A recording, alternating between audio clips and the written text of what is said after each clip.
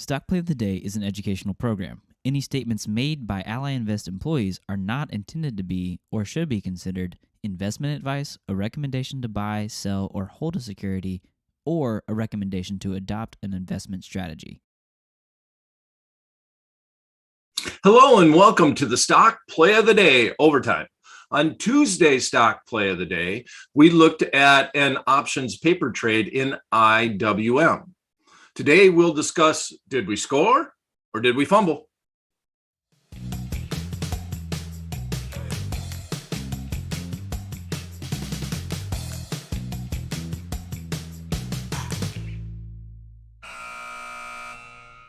Hello, my name is Brian Overby. I'm the Senior Options Analyst at Ally Invest.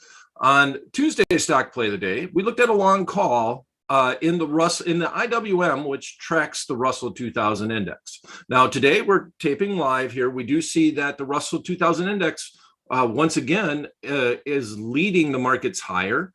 We have the S&P 500 index up about 0.5%. We have the NASDAQ also up about 0.5%.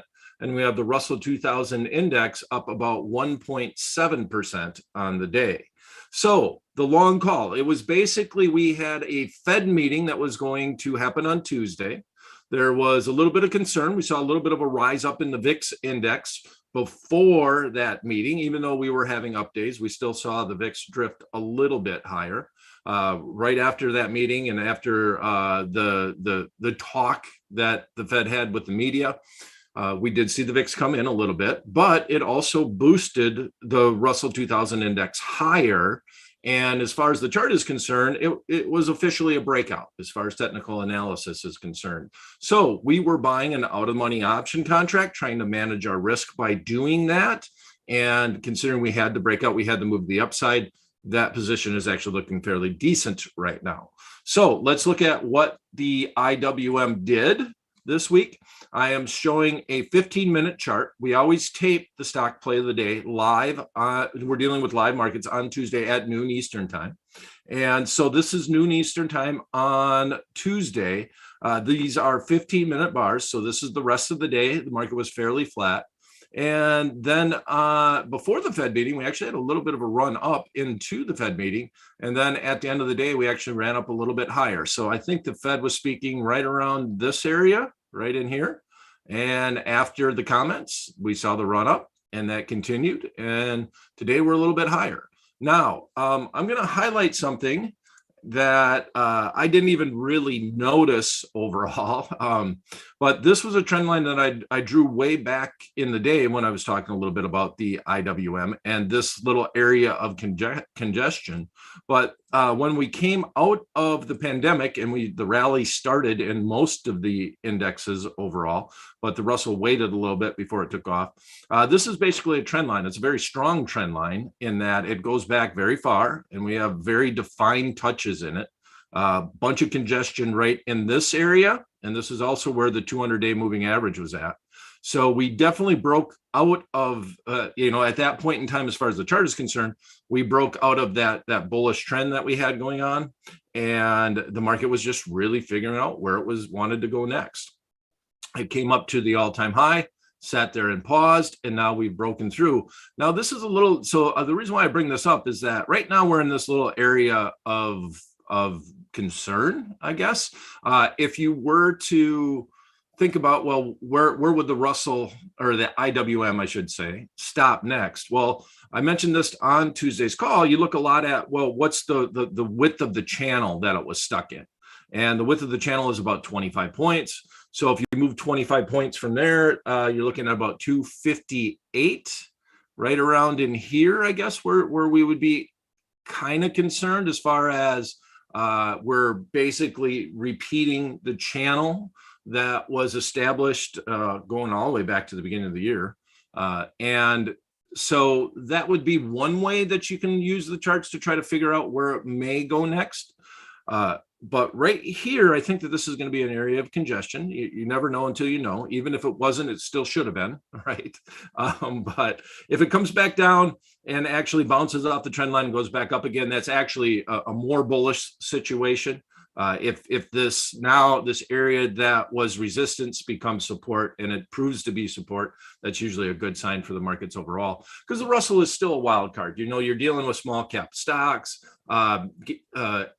AMC is one of the biggest holdings in the IWM overall. It's a fairly, well, not a huge percentage, but these are just the type of stocks and the volatility that you have to expect. And it's really kind of hard to know where the Russell's going next. But this was definitely one of the most defined channels I've ever seen in the Russell 2000 index for such a long period of time that we had it. Okay, so obviously a little bit of an area of concern.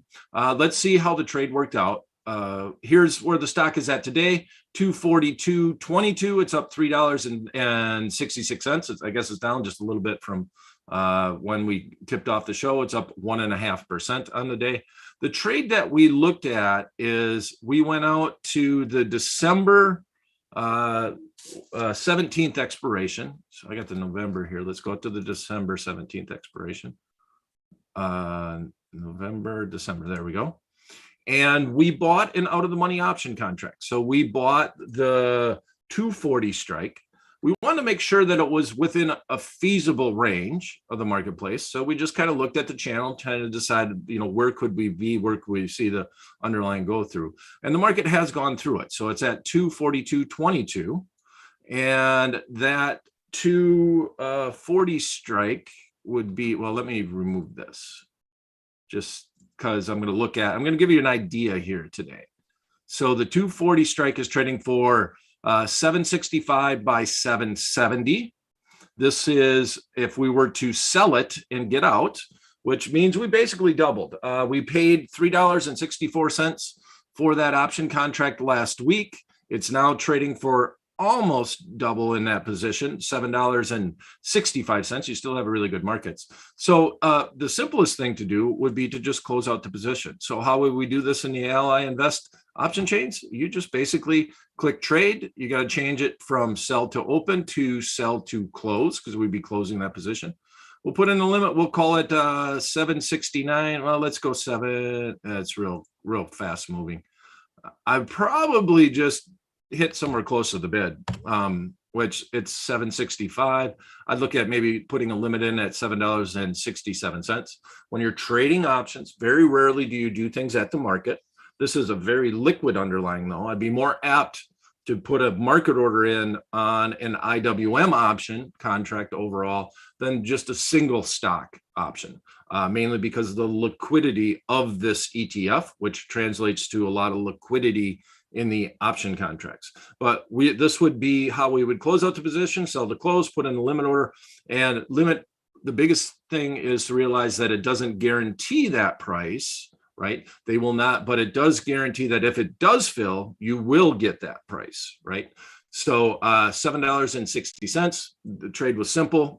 Once again, nothing that we talk about is meant to be a recommendation on this show, but I'm going to give you an alternative. And you could do this as with a different expiration, but if you're saying, well, okay, the market has made a move, maybe there's a little pause right in this area right here because of the trend line that we drew from way back when. It's not as pertinent now that it's been broken through, but maybe there's a little bit of headwinds in the way. I could either sell it and get out, or I could actually roll this into a long call spread. So in this instance, a long call spread wasn't really the goal here. We were looking for more upside. That's why we just bought the call outright. But now that we've had a profit in it and we're thinking about getting out of the trade, I would then say, well, maybe we log into a long call spread. We still have a lot of time left, and that's part of the reason why we went out further in time. We weren't planning on keeping this all the way out to the December 17th expiration. We kind of posed it as about a 2-week trade. But when I'm buying out of the money option contracts, I usually want to err to the side of buying more time as opposed to less time, and then plan on just managing my risk overall. And it's just basically the way time decay works. Time decay will accelerate as expiration approaches on flat out long option contracts. So you want to give yourself some more upside and maybe just do a trade that you're just going to let it ride all the way out to that December 17th expiration. Now it's easy to do these things when you've bought an option contract that's doubled. So that makes it simple. These type of trades aren't as interesting if you have a small gain overall, but if they've doubled, now you can say to myself, you could say, self, I'm at the 240 strike right now. I think we talked about a 25-point move, right? That was the range. So the 25-point move would put it at 258. If it did half of that move, if it was a 12-point move, we'd be looking at from where the stock was on Tuesday at 233.77. You'd be looking right around 245.50, or we could say 246. So somewhere right in that range would be half of the move of the channel. That would be right in the middle of the previous channel. So what if we sell something around that? Okay, 246 would be right here. You wouldn't be bringing in the $4, but you'd still be profitable on the trade because you did this trade for $3.64 if you filled at the midpoint on Tuesday. Well, on paper, you probably did, right? Because it is a paper trade. And we could say, well, okay, we'll give ourselves some upside and we'll sell this option contract. Make sure we made that dollar overall. We'll give ourselves some more upside, and then we'll just let this trade ride all the way out until that expiration on December 17th, still 42 days away. If you think that's not enough and you just basically want to make sure that you're playing with the house's money, if you will, maybe we sell the 248 or 249 overall. And then if that is the situation, I'll do the 248 just to make it interesting. So then we sell that overall. Now our profit and loss graph would look like this. Now this is as of today. Remember, this is assuming that you paid $7 some odd for that long call option. But now as expiration approaches, well, we still have some upside on this. We don't have to hold it all the way to the expiration date. But right now, you don't really benefit as much as you would if the move was closer to the expiration. And that's what the profit and loss graph is showing. The gray line is where the stock is at. The colored line is a flat line. So if it goes up, according to the profit and loss calculator, which is just in theory, we would be up on that trade. But let's go and move this all the way down to, let's like do 2 days remaining in expiration. And now you see this, the as of today line is morphing into the dotted line, which is at expiration. So it is a way that you would play it. And if I did play it, it would be a more so, well, if it got way deep in the money and it got all the way up to 251, 252, well, I'm even going to have a little bit better benefit overall. But this would be one way that you could maybe even take some profits or say, I'm not quite ready to get out of this trade, even though the option price has doubled. All right. Well, that's going to be it for this episode of the Stock Play of the Day Overtime. We will be back on Tuesday for the next Stock Play of the Day. Please click subscribe, ring the bell. And I also want to highlight that on Tuesday, we'll be giving a registration page for my 3-part series on the basics of option trading. The actual URL is ally.com/options for rookies, if you'd like to check it out. Next week, when we have the chat box open up, we'll put that link in the registration box. And please come and check out. It will be a very basic series. Share it with your friends. Anybody that would like to learn a little bit more about the basics of options and the fundamentals.